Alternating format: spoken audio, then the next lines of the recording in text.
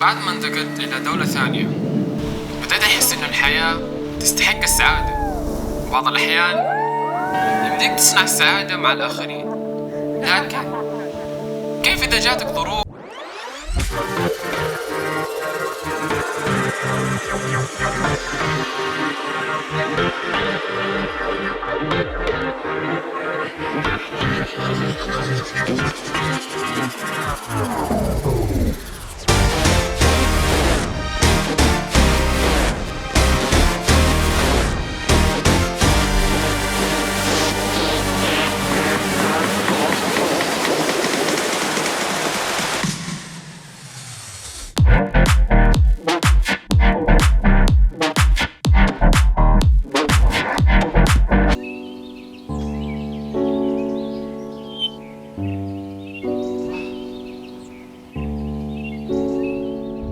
طيب قبل ما نبدأ الحلقة خليني نحكي لكم قصة كده إيش صار لي قبل أمس.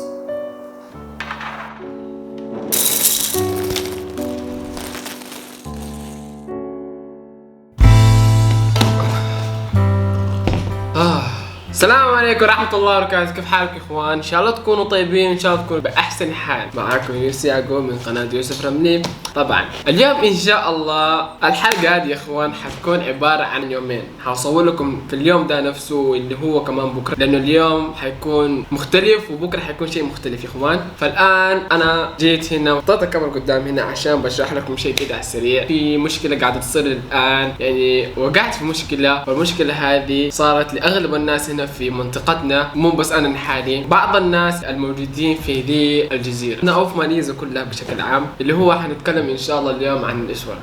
شايفين الاسوره هذه اخوان؟ الاسوره هذه عباره عن حجر. ايوه يعني حجر، يعني ما يمديك تخرج من البيت ابدا نهائيا. بشرح لكم شيء كده بالتفصيل. خلينا نشرح لكم القصه من البدايه. تمام؟ اول شيء، اول ما انتشر كورونا فيروس في ماليزيا هنا، نزلت مقطع اللي هو عن الفيروس كورونا، انه كده وكده، وتكلمت عنه وشرحت عنه وشرحت عن الكورونا كيف وصل لدي الدولة، ومين الاشخاص اللي حاربوها، ومين الاشخاص اللي كانوا يقاوموا الفيروس. ومع مرور الوقت الفيروس هنا بدأ يخف في ماليزيا، وبدأت الحياة ترجع كما كانت، وبدأت المحلات تفتح والمدارس رجعت، وانا رجعت طبعا لمدرستي، والايام قاعدة تستمر زي ما هي. ومع مرور الوقت ايضا بعد ما فتحوا كل شيء، لكنهم فتحوا بنظام احترازي، يعني الكل بياخذ حذره من الاماكن والتباعد الاجتماعي، ويعقموا مياديهم والكمامات ايضا. يعني كانوا حاطين انظمه سيستم للنظام الاحترازي والتباعد الاجتماعي. وبعد كده الحالات هنا بدات تقل، ومع مرور الايام فهنا الكورونا يا اخوان بدا يرجع. لين ما اغلقوا مدرستنا قبل كم يوم تقريبا، اللي هي اسبوعين ما رحت المدرسه. انا هذا طبعا ما قاعد احكي لكم، لانه انا من اول قاعد اصور فلوقات وانا يعني كانه ما في شيء، ما قاعد احكي لكم ولا شيء. لكن الان جيت بقول لكم انه احنا اجزنا المدرسه قبل كم اسبوع، لانه الحالات عندنا هنا في ماليزيا بدات ترتفع، والوضع هنا بدا يخوف. ناس بدأوا ينحجروا أكثر شيء، ناس بدأوا يقعدوا في بيوتهم، ما حد صار يخرج كثير، صار في حظر جزئي، بيخرجوا من الصباح لين الساعة 6 مساء. فعشان زي كذا خلينا نقول لكم الآن إيش هرجة الأسود هذه، ليش أنا لابسها، وصورت لكم في الانستغرام برضو اللي ما هم متابعيني. أنا مصور هنا كل شيء، الكواليس، وأحكي لكم هنا كل شيء. فحسابي هنا تلاقوه، روحوا تابعوني عشان تعرفوا كل شيء. أول بعد ما كورونا رجع ونحن أجازة مدرستنا، رجعنا لبيوتنا، لكن سووا حظر جزئي برضو. والأوقات هذه قاعد أصور لكم حلقات. وقبل كم يوم، قبل 5 أيام او تقريبا قبل 6 ايام، جتني رساله في الواس بيقولوا انه في واحد جات له حاله. تخيلوا حاله يعني كورونا، في واحد جاله كورونا، واحد من فصلنا، لكن ما خبرونا من هو عشان سمعته واسمه والشيء زي كذا، انه يخافوا انه الشخص ذا الناس ما يمشوا معاه وزي كذا، يخافوا منه كثير. وقبل كم يوم استدعونا للمستشفى. تخيلوا يا اخوان، نحن ما لنا صلاح، نحن يعني تخيلوا كورونا جاله قبل كم يوم،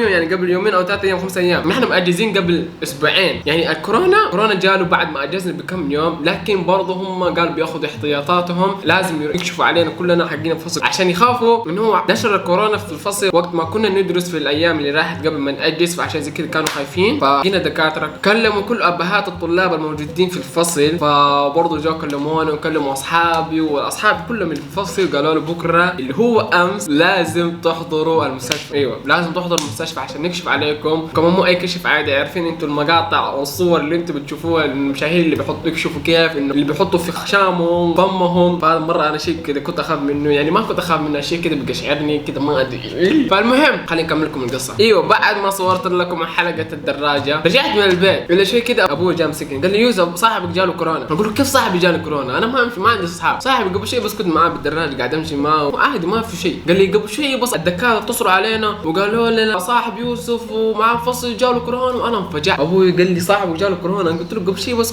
كنت مع عمار، يعني كنت قاعد امشي معاه بالدراجه قاعدين نتمشى، ولا كيف جاله كورونا بدي السرعه؟ يعني كيف يعني اذا هو عنده كورونا كده انا عندي حيكون عندي كورونا برضه. قال لي ما ادري يمكن صاحبك واحد ثاني ما ادري. قلت له والله ما ادري لانه قبل شوي كنت مع عمار فما ادري. الله قال لي شيء كده انا قلت خلاص الله يشفيه وما ادري ايه. لكن لما كلمونا وقالوا لنا لازم تحضروا المستشفى هنا مره توترت. قلت خلاص انا هنا ما ادري ايش حيصير لي، حيحطوا لي بذاك الفرقوش وما ادري انا شيء مره كذا. فرحنا توكلنا على الله امس وكلمونا قالوا لنا لازم تحضروا الساعه 9 صباحا. فرحنا ووصلنا وقابلت اصحابي سلمت عليهم وكذا جالسين ينادوا الاسامي عشان نكشف واحد واحد. اللي شو كذا جا دوري نادوني يوسف يعقوب تعال. الا رحت زي كذا قالوا لي انت عندك كحه وما ادري مرض. رحت مكان قاعد تمشي مع مين قاعد يسالونا اشياء زي كذا. راحوا كشفوا علي حق الخشم وما ادري ايه. فالتجربه مره كانت هي شوفوا ما يعور لكن كذا يعني بيوصل للعين هنا من هنا فبدمع. تجربه كانت جدا غريبه لاول مره. بعد كذا يا اخوان انا قلت خلاص الان حرجع البيت وخلصنا كل شيء والحمد لله كشفوا علي وما في. لكن وقفونا كلنا كذا انا واصحابي وقالوا لنا ما يمديك ترجع على طول لازم تلبسوا الاسور هذا. قلت له اوكي خلاص حلبس الاسور هذا. سالتهم ايش سبب الاسور هذا عشان نلبسها؟ قالوا لي حجروا 3 ايام في البيت. انا قلت له اوكي طيب حنحجر 3 ايام في البيت وزي كذا. لكن اسمعوا هنا الهرجه مع الماك. دحين حنخش في ماك. هرجه ماك اللي انا ايش سويت بقى مره ما هي طبيعيه. لا صراحه انا ما ادري ايش خلاني اروح الماك. امين يا اخوان. طبعا انا رحت المستشفى مع ابويا لانه هم قالوا كل واحد يستدعي وريث. فانا رحت مع ابويا المستشفى بعدين خلصنا كل شيء واحنا راجعين. قلت لابوي ايش رايك نروح ناكل ماك نفطر وزي كذا لانه ما فطرنا. قال لي اوكي يلا خلينا نروح نفطر. ففي نفس الوقت انا كنت لابس الاسوره هذه. شوفوا ركز هنا. الدكتور قال لي قبل ما امشي من المستشفى قال لي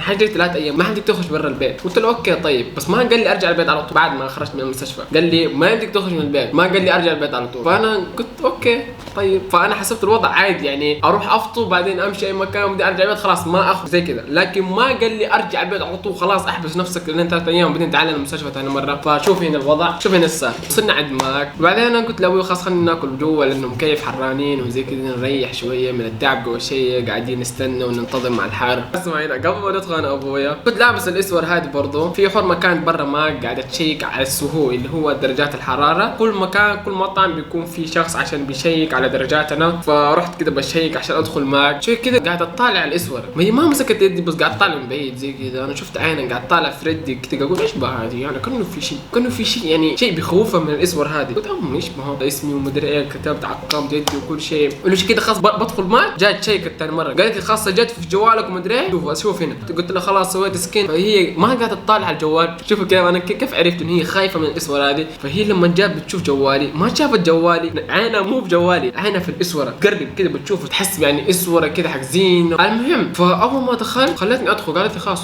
ادخل. دخلت انا وابوي قاعدين نطلب من الجهاز ليش شو زي كذا. شفتها دخلت جوا. فدخلت جوا قاعده تنادي بوس حقها. فقاعده تنادي وانا قاعد اطلب. قلت ابوي خلاص سيبك منه ما ادري شكله عنده مشكله ثانيه. الا شو زي كذا شكيت قلت شكله ارجع فيها ان ما ادري ايش حيصير كذا. اتوترت لان هي قاعده تزعق قاعده تنادي بسرعه تعالي ما ادري. قلت هو ايش في هو ايش الهرجه. اسمع الهرجه هنا. بعد ما جات مديرتها وانا قاعد اطلب وجهي كذا جات من وراي زي كذا قاعد تزعق علي. قالت ايش؟ قالت لي كيف دخلت معك هنا ما يمديك تدخل ما ادري ايه. قلت لها ايش في انا جيت باكل عادي. قالت لي لا انت لابس الاسود هذه ما يمديك تطلع من البيت وما ادري ايش هذا شيء ممنوع انت ما تدري وما ادري ايه. قلت لها دوبني بس خارج من المستشفى وجيت هنا باكل معك بعدين بمشي خلاص بمشي ما بسوي شيء. قالت لي مره ما يمديك تاكل ولا مكان لازم ترجع البيت دحين حاليا. وقاعد تقول انت كيف خرجت من البيت وما ادري هذا شيء ممنوع. انا بتصل على الشرطه. قلت لها طيب خلاص انا بمشي دحين انا بس بطلب طلبي خاص باخذ تيك اواي يعني باكل برا ما باكل مطعمكم هنا. قالت لي برضو ابدا ما يمديك تاكل لازم تطلع برا مره ما يمديك تقعد هنا. وانا طالع يا اخوان تخيلوا شوفوا اللحظه هذه، اطالع زي كده وكل الناس قاعد يزعقوا فيه، حتى الزباين اللي في ماك كلهم في المطعم قاعد يزعقوا عليا، وانا كده بمشي خلاص قاعد طالع كده مجموعه صينيين عائله يعني كده مره كثيرين كلهم جردوا، تخيلوا كلهم جردوا وانا طالع فيهم زي كده، اقول ايش بهم دول؟ انا مره توترت خفت هنا بشكل مو طبيعي، اطالع زي كده كل الناس بيشردوا مني يطالعوا فيا زي كده ويشردوا وانا طالع فيهم، يوه انا ما في شيء، انا طبيعي ما في شيء، ماني زومبي ما باكلكم. والله يا اخوان الوقت ده نفسه انا هنا مره توترت، هم خايفين مني انه انا يكون فيا كورونا، فعشان زي كده كل الناس شردوا وخرجوا برا ماك، كلهم خرجوا. قاعد اتفاهم مع الحرمه هذه، قاعد تقول لي انت كيف طلعت من البيت؟ قاعد اقول له انا ما طلعت من البيت، انا ما رجعت البيت اصلا، دوبني خارج من المستشفى، بجي اكل بفطر وبمشي خلاص، باخذ تكوين ما بشوف وجهي، ما بسوي شيء، خلاص بمشي بفطر وباخذ هذا وبمشي، بيتي برضه ما يمديك. انا هنا خلاص مره اختلفت، كل الناس قاعدين يشردوا مني، قاعد طالع زي كده تخيلوا شوف زي كده تقول طب ليه ما كان خليني كيلو مش ما ناكلوا زي كده تمام، حرفيا زي كده كل الناس قاعدين يشردوا مني، اللي شغالين في ما قاعدين يزعقوا فيا، كاستمرز كلهم شردوا مني، خرجوا من ما قاعدين يزعقوا فيا، كلهم قاعد يقولوا انت كيف خرجت من هنا، وانا قاعد ازعق. بعدها هنا ركبنا السياره ومشينا، قبل ما نركب السياره في ناس كثيرين قاعد يزعقوا علي، قاعد يقولوا لي انت مجنون. تخيلوا يا اخوان انا خرجت من المطعم وقلت ابوي خلاص خلينا نمشي، ما ينفع لانه الوضع مره بدا يخوف شويه كده وتصير مضاربه مره كبيره، خلاص خلينا نمشي ندور لنا مطعم ثاني ونفطر وبعدين نمشي البيت، ما عاد يصير اخرج. فرحنا على مطعم صبوي، قلت ابوي خلاص انزل لانه انا ما بنزل، اذا نزلت اكيد حيعرفوا الاسوره هذه وحيشردوا مني ثاني مره وحتصير المشكله يعني زي ما صار قبل شوي. ابوي خرج وراح طلب لي طردنا بعد كده ركبنا السياره قاعدين نفطر شويه زي كده، في شخص دق على ابويا رقم غريب تمام، كلنا وقفنا خلاص وقفنا الاكل زي كده مفجوعين، خلاص انا وابوي مره كنا متوترين لانه خلاص بعد المضاربه اللي بقى شيء خلاص كده بدينا نتوتر كده، حسينا الوضع مره مو طبيعي، في شيء حيصير. الا ابويا رد قال له مين معايا؟ طلع عسكري، انتوا عارفين الحقين ماكن احنا اول ما مشينا طلعوا هذول اخذوا رقم لوحه السياره، بعدين بلغوا على الشرطه والشرطه هذول دقوا على ابويا من لوحه السياره، قالوا له انت مين اللي معاك؟ قال لهم هذا ولدي، بعدين قال له اها وما ادري ايش، الولد ده ما يمدي يخرج من البيت لانه هو لابس الاسوره هذه، والاسوره هذه يعني انه عنده حاله اشتباه، لان ممكن يكون عنده حاله اللي هي الكورونا وما بيقدر تروح لاي مكان، خلاص لازم من حاجه 3 ايام بعد كده نشوف النتيجه ايش تطلع، بعدين يصير ترجع المستشفى عشان يفكوا الاسوره هذه. زي ما قلت لكم يا اخوان القصه هذه اللي صارت لي، طبعا مو انا لحالي، كل اصحابي لبسوا الاساور هذه في الفصل ما يمديهم يخرجوا 3 ايام، هم شيكوا علينا بعدين بيشوفوا النتيجه سلبيه او ايجابيه، اذا كانت سلبيه عادي نرجع للمستشفى بعد 3 ايام ويقطعوا لنا الاسوره ونرجع نخرج صور لكم حلقات برا البيت. كانت الحاله ايجابيه بياخذونا على الحجر الصحي عندهم في المستشفى، بعدين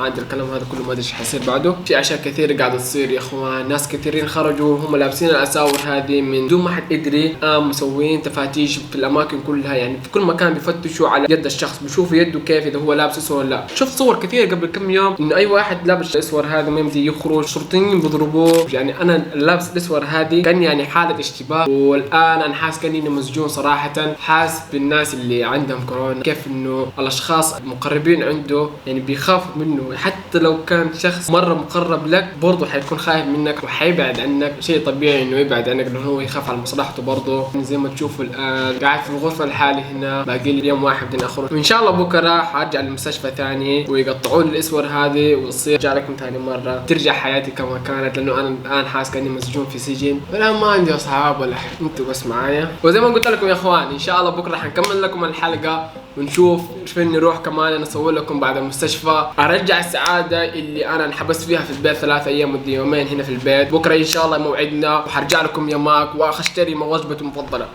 ويلا نشوفكم بكره يا اخوان، سلام.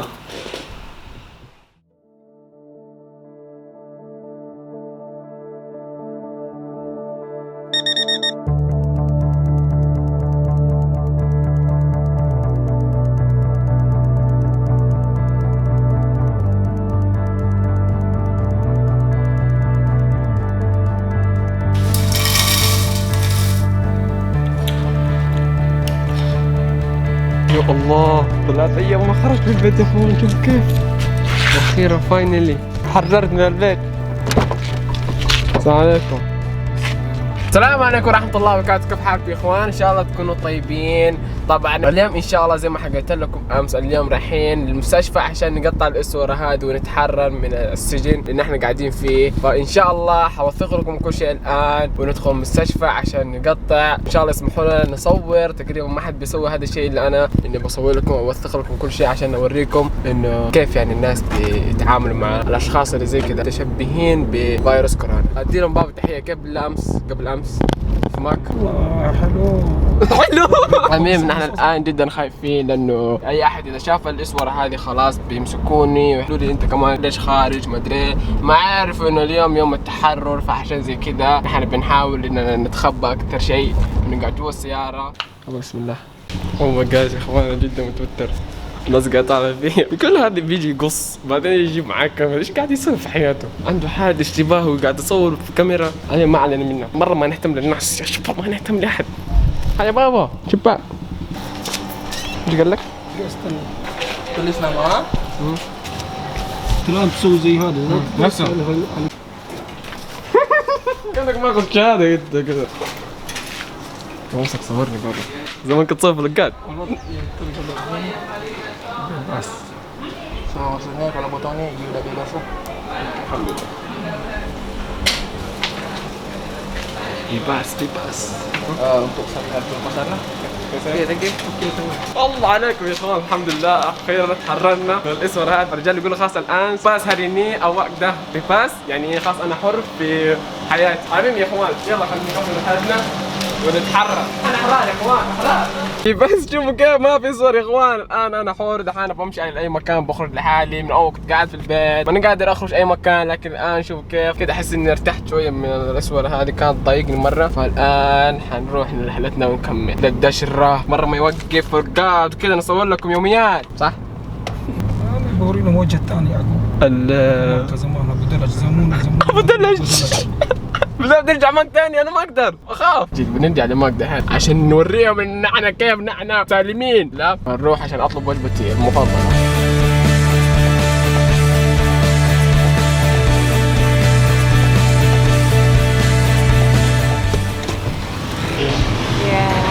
السلام عليكم.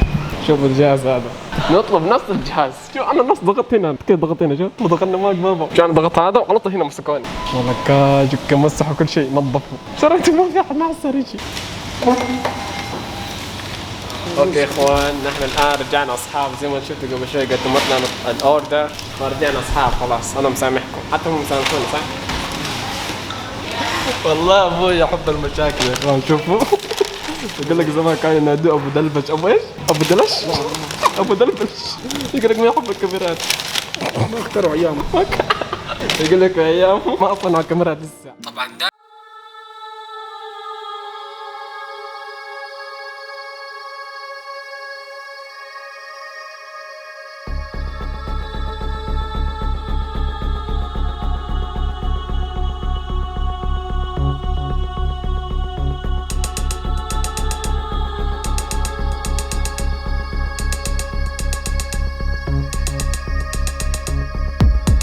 شاطئ. ترى انا صراحه 3 ايام ما جيت الشاطئ هذا، بما انه انا دائما اجي هنا تقريبا في الاسبوع 4 مرات او 3 مرات ونشوف البحر. يا الله شوفوا قديش. يا الله اخر مره جيت متى يا اخوان؟